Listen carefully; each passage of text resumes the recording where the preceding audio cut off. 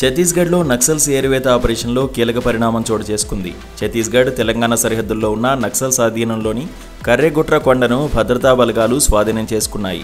ఆ ప్రాంతాన్ని నక్సల్స్ నుంచి విముక్తి చేస్తూ తమ విజయానికి చిహ్నంగా కొండ పైభాగంలో త్రివర్ణ పతాకాన్ని ఎగురవేశారు. ఇందుకు సంబంధించిన స్క్రీన్ షాట్ను షేర్ చేశారు. నక్సల్స్ ఏరివేతలో భాగంగా గత వారంలో ఈ అతిపెద్ద ఆపరేషన్ను బలగాలు చేపట్టాయి. బుధవారంతో యాంటీ నక్సల్స్ ఆపరేషన్ 9వ రోజుకు చేరింది. ఎయిర్ డ్రాప్ ద్వారా కమాండోలు కొండపైకి చేరుకుని ఆపరేషన్ చేపట్టారు. వివిధ యూనిట్లకు చెందిన సుమారు 24,000 మంది భద్రతా సిబ్బంది ఈ ఆపరేషన్లో పాల్గొన్నారు.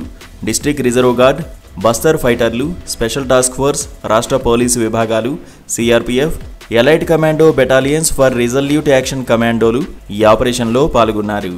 ఈ ప్రాంతంలో సుమారు 2,000 సాయుధ నక్సలైట్లు భద్రతా బలగాల ట్రాప్లో చిక్కినట్టు తెలుస్తోంది.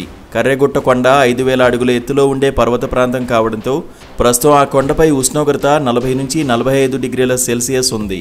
నక్సల్స్ ఏరివేతే లక్ష్యంగా మహారాష్ట్ర, ఛత్తీస్గఢ్, తెలంగాణ రాష్ట్రాలకు చెందిన బలగాలు సంయుక్తంగా ఈ ఆపరేషన్లో పాల్గొన్నాయి.